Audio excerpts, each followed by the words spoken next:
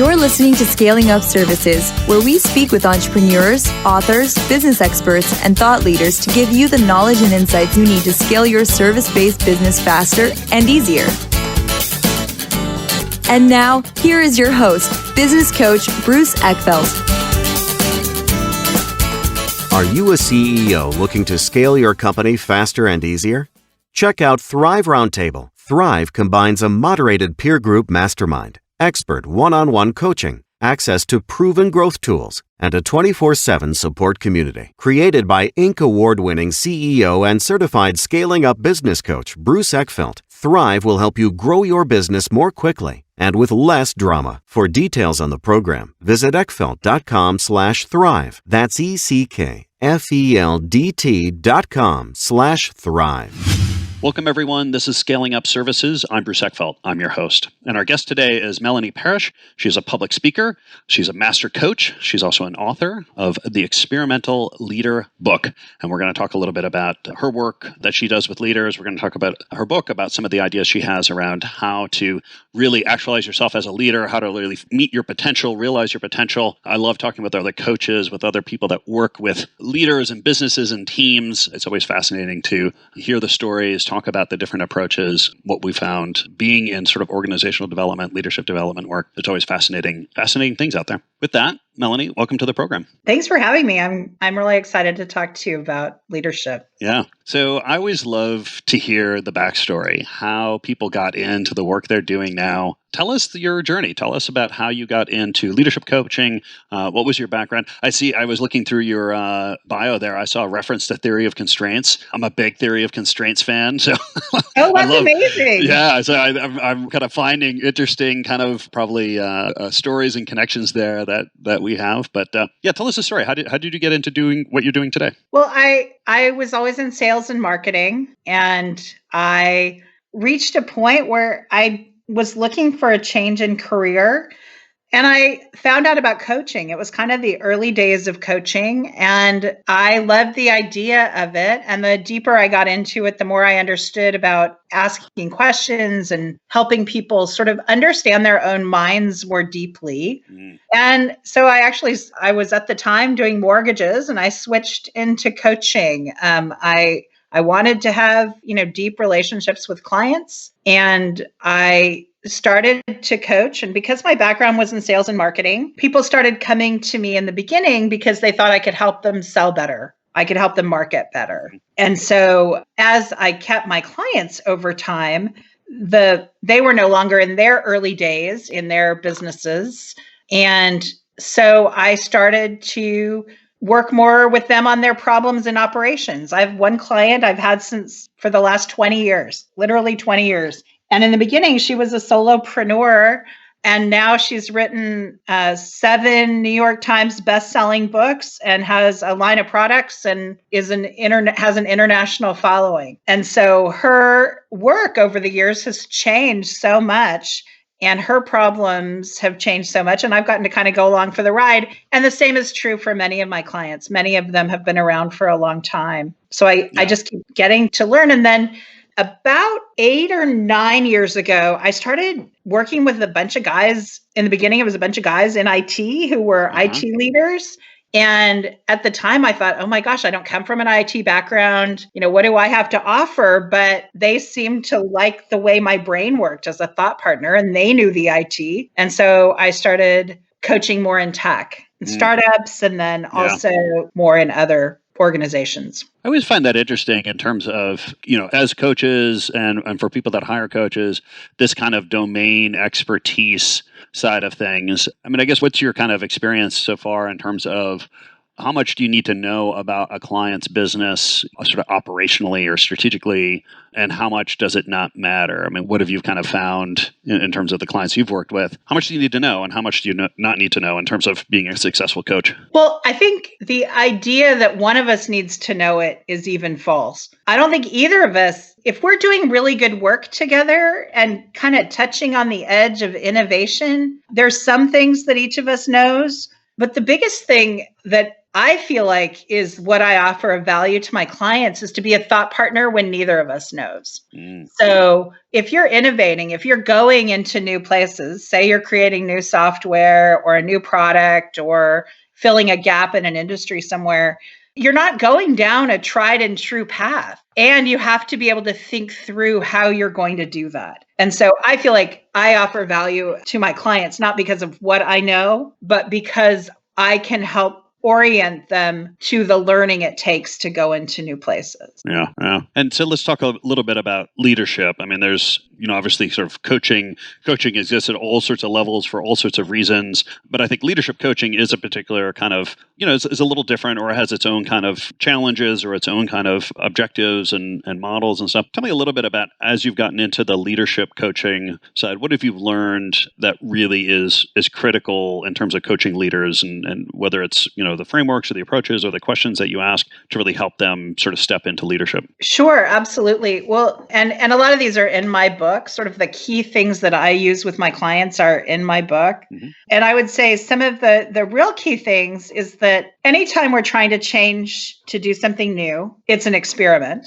We're experimenting all the time, but it's whether or not we actually collect data about those experiments. The other thing that's sort of a principle that I use on a regular basis is Eliyahu Goldratt's work on the theory of constraints, trying to find the bottlenecks and to focus attention in those areas. He once said that management attention is the biggest bottleneck of all in North America. And I really believe that. Getting my clients to point their attention on the things that they want to have happen is like a superpower for them. Yeah, it's interesting because I'm a fellow student of Goldratt and I love a lot of his concepts. And I think one thing that's really interesting there is with that theory of constraints, with that idea of there are many problems in the business, but there's only one gating problem. I just find that a lot of times people will focus on problems that are easily solved, not problems that are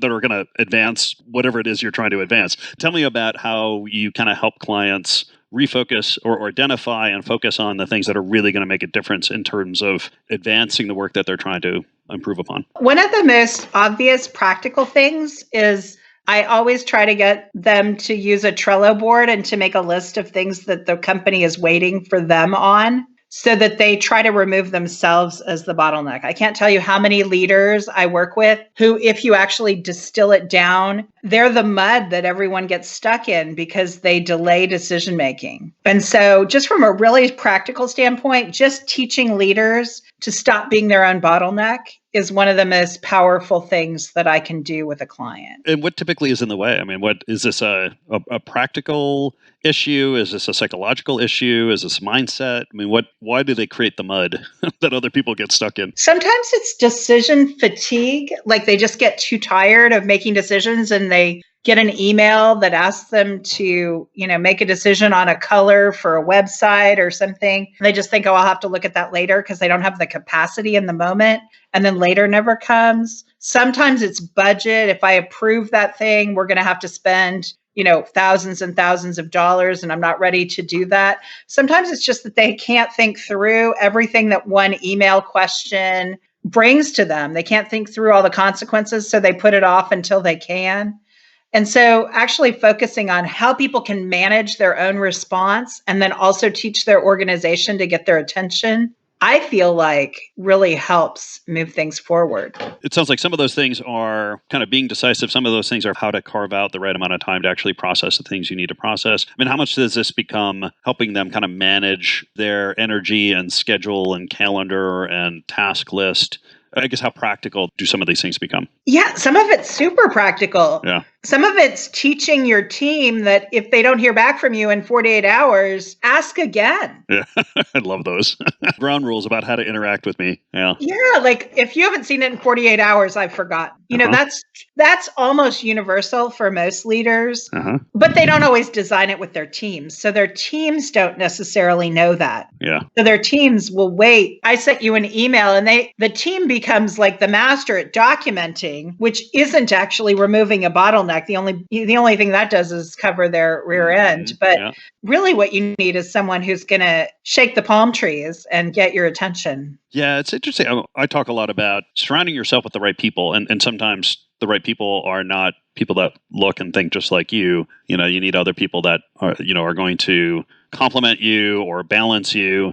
I guess tell me how this process of managing yourself as leader when you're putting together your team or you're working with your team. How do you kind of treat this strengths and weaknesses for the leader and strengths and weaknesses on the team? Tell me a little bit about that. I always believe that you want a team that is as diverse of thought as possible. If a leader is leading well, they're fostering an environment where people can share ideas. And the more ideas that can be shared, the more information the leader has. We get blind spots and we do kind of crazy things as leaders when we get stuck in our own viewpoint and we aren't able to see sort of a 360 view of the world. Yeah. So I definitely think that a good leader is more curious and has more of a blank slate in terms of leadership rather than pushing their own agenda. I want them to be fostering that communication. And in an environment where people are free to share ideas, diversity becomes really valuable. But I don't necessarily mean diversity like you check all the boxes for ethnicity or orientation or those kinds of things. I actually am thinking about diversity of thinking. Like, you want people who are steady. You want people who have good attention to detail. You want people who are really good at communication and people interaction. You want people who set good strategy. And those are different brain types. And I always want a team to be diverse in those. And then I want them to communicate a lot about what they see with each other. Yeah. And how, as a leader, how do you identify some of those blind spots or identify some of the things you might need to incorporate into your team to help create some balance or create some diversity, in thinking and in people's kind of approach? How as a leader do you become aware of those spots, those things you need to balance out? Well, I mean, I've used a DISC tool for a long time. I find it to be incredibly useful in having conversations about diversity and setting a profile, even if you don't actually use the instrument to screen people with. Having the conversation about the kind of person you're looking for so you can probe in an interview and not just what kind of person do we want and then you talk about the job, but what kind of person do you want? How do you want their neural pathways to work? Yeah. I think is really valuable. And the more people that can be in on those conversations, the more you find out, what you're looking for. What's the dream under that hire? What are you hoping they will do for the organization? Because there's a lot of dreams attached to hires. Oh, interesting. Tell me more about that. Well, we hire because we want something to change in some way, even if it's just that we want to go back to what we had before the last person left. Mm-hmm. And so that dream may not be the same for everyone who's on a hiring committee or everyone who's in an organization. And we see this when, you have a new hire and all of a sudden they're maxed out really fast because everybody has something they hoped that person would do. The dump. Yeah. They get really busy real fast. Yeah. So I just think that it's important to try to be as explicit as you possibly can with what you're hoping will happen. Every hire is an experiment. And to be clear about what you're hoping that experiment, what's the hypothesis for that experiment? What do you hope will happen in that organization? I think is really helpful. Yeah. And so let's talk about that. I mean, because the title of your book, The Experimental Leader, when you're referring to kind of the experimental leader, what do you mean by that? Talk to me more about sort of the hypothesis approach. What are the things that actually constitute a valid or a good experiment, and how do you use that as a leader? Sure. Being an experimental leader is essentially a shift in mindset. So we have lived and died by our ideas in the corporate world for a long time.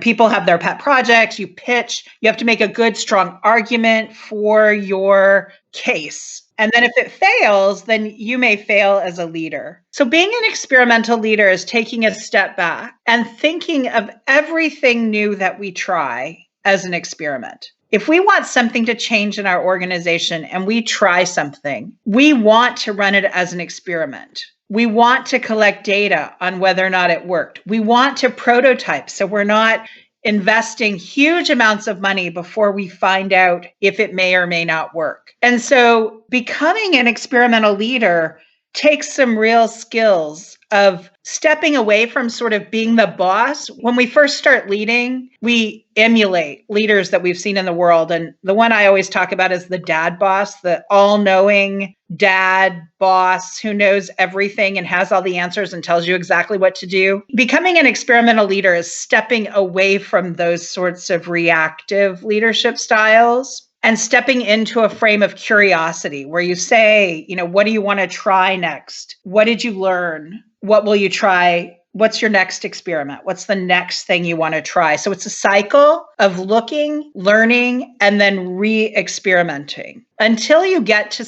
a new status quo that you're really happy with. Tell me, you mentioned something earlier. I'm kind of curious how you incorporate it into kind of the experimental leader framework. I guess I'll put it around kind of the word of accountability or responsibility. Like, how do you get commitment or how do you drive accountability in an organization for actions and results, but still keep an experimental approach? I mean, I'm just kind of curious how you integrate those things. How do you reframe, I guess, accountability in experimental kind of terms? The way that you do that, people have different styles. So it's not prescriptive in that the way I might do it might be different than the way you might do it or someone else might do it. Like we have to account for our own individual style and how we're going to run experiments in our organization. That said, I think the biggest skill that we need is to see them as experiments so that we say, hey, we did that thing last week. What happened? Catch me up on what data you collected.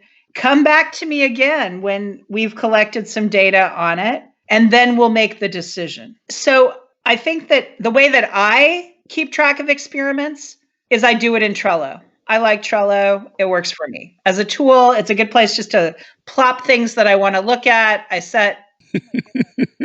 Yeah, I really like Trello. And I find that just opening a card in Trello and jotting down an experiment and figuring out when I want to look at it again so that I keep myself accountable to the fact that we're actually doing an experiment. That's just one trick. People can do it in a variety of ways. Some is just to have a list with each staff member of what experiments they're doing and do a one-on-one once a week to check in on their experiments. Yeah. The thing that I want to say is this isn't something that we're adding to the workload of people. This is work people are already doing. We're just framing it differently and collecting data differently. So this doesn't take the place of the regular work. This is the work they're already doing. Got it. And what is the data that you're collecting? I mean, tell me a little bit about how you decide what you want to collect. I mean, there's all sorts of things we can collect about situations and people and projects. How do you sort of zero in on the data that's really going to be meaningful or helpful in terms of making decisions or advancing your thinking? I think that I'm trying to think of a really good example. Sure. I mean, marketing is so easy to find data in. Mm-hmm. I ran a Facebook ad. I had X number of likes. I sold X number of products. Did it work or did it not work? I did a newsletter, how many people opened it? That data is really readily available. We might try a new accounting program. If we do we have better data? How does it improve our data? What do we see? How are we using that data? How many people are looking at that data? There's in any person's work, you can figure out what's the thing you should be measuring. And that's usually a good place to start experimenting. For me as a coach, how many clients do I have? How many people are on my newsletter? How many people are on my Twitter? How many people buy my book? How many people sign up for my course? How many people download my podcast? Those would be things I might measure to see if I'm making an impact in the world. Yeah. If you see any trends going up or down or changing in some way.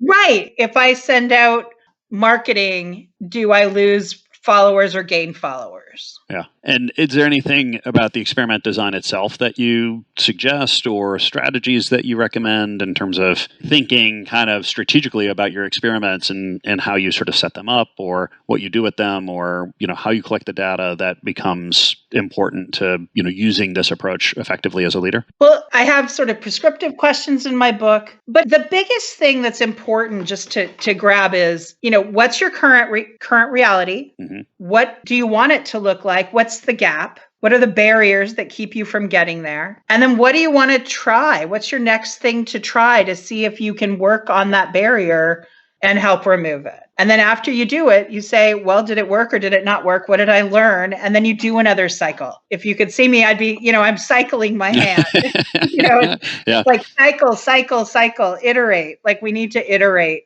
often. I think it's one of the reasons coaches get to sound smart occasionally is we iterate a lot because we walk in lots of people's lives. Yeah, it's always one of the things that's fascinating being in coaching is you get to see sort of similar situations play out, in different ways in different companies and, how the culture fits, how the situation kind of changes the outcomes and kind of taking those patterns and those learnings from place to place. Yeah, and you might get even best practices, right? Yeah. Like we tried this somewhere else. Here's an idea. Try this, and it may or may not work. But it is that's sort of the best practices world. And then there's also what would you like to try? What's the new experiment that no one's done before that you can try? Yeah. And do you find there's a difference between, kind of intentionally running experiments and just kind of spinning your wheels? And how do you help kind of differentiate between the two or get people out of kind of stuck in the mud to, really making, decisive or putting together thoughtful experiments that are actually, it's going to move their thinking forward versus just kind of, scrambling? I've worked in organizations that had sort of a flavor of the month approach. Yeah. And maybe a flavor of the year, like they bring in a consultant, they do some new thing, they try it for a year, and then they all went, I don't know, that didn't really work. I feel like with any learning, the implementation of the idea is the most challenging place. Everybody thinks it's fun to learn something new, but to actually have a solid plan for implementation, to stay with it over time, I feel like is really important. I feel like if it was worth doing once, you should commit probably 3 years to it to know whether or not you'll like it. And that's that management attention again. The managers wander off to the next big idea. And then the other ideas fall off. So I think uptake, I think coaching helps with integration of new ideas. So if you go to a course and you want to make sure you integrate the learning, hire a coach for 3 months and get them to just push you on it until you've integrated the learning. I think there's a variety of things that you can do like that are good experiments around new things, new ideas. Yeah. Do you find that there are certain leadership styles, personalities, traits that allow someone to learn from experiments faster or benefit from them more quickly than other folks? Strangely, it's not the people that usually are perceived. It's the detail people, the people who can run a steady, repetitive process over and over again. I see them improve over time. If you think about the magazine, Cooks Illustrated. They do such an interesting job talking about experimenting. It's one of my favorite places to go for recipes. They'll decide they want to make cheesecake and they'll try 5 recipes and they'll change the cook times and they'll run multiple steady experiments until they find the one that they think is the most delicious. And then they'll publish all the things they tried, and then they'll give you the recipe that they preferred. Yeah, it's like America's Test Kitchen kind of thing. It's like they'll take... but they try stuff. Yeah, well, and all sorts of permanent versions of it. Like you said, different cook times, different, changing the ingredient levels. And they have a good strategic intent. Yeah. They know they want it to taste the best or be the prettiest or they've got a goal for how they're evaluating the recipe. Well, so let's talk about that, because I think that's an interesting one. And it certainly, I find it comes up a lot anytime you kind of take this experimental approach, which is how do you define success? How do you define done? Like what are the criteria you're going to use to evaluate your results? And the thing that I'm curious about, or certainly the thing that I found, is that it's a really different situation depending on if you do that upfront or not. Tell me a little bit about how you've seen that play out. Well, the longer I do this and the more that I work with this material, and I've been writing this book for 7 years, so I've been working with it for a long time and digging into it for a long time, the more I become clear that understanding clearly the vision, mission, and values of your organization is the foundation for setting up intents for what you want to happen, because you don't want people just running around experimenting willy-nilly. Mm-hmm. Yeah. You want it to be within a framework for what you intend to have happen. So, for example, if I have a strategic intent that my business will double in size next year. That helps orient the thinking in my organization. That might mean that operationally, I'm going to increase my budget on marketing and pursue client acquisition. It might mean that we're going to operationalize increasing the business, the annual spend of all of our clients. And it might mean that we're going to attend 3 conferences this year that we've never attended before. If I have a different strategic intent, we might have different things that we want to do. A different strategic intent would be that we're going to trim the fat this year. Yeah. And then we're going to cut costs everywhere. There's not one strategic intent that's better than the other, but the decisions on the ground are made based on what the intent is. Yeah, I think having that kind of framework, kind of the broader strategic framework to make decisions in, or at least to guide yourself on the outcomes, or what do you experiment on, what do you do with the data, what decisions you're trying to make, and how does it align with those bigger picture objectives is key. Melanie, if people want to find out more about you, about the book, about the work that you do, what's the best way to get that information? The best way is to go to my website, melaниeparish.com/experiment. You can find out how to buy the book there. There's also information on my website about podcasts, about free downloads, about all sorts of things that you can get there. You can find out more. And I'd love for you to, get to know more about how you can become an experimental leader. Yeah, no, this has been great.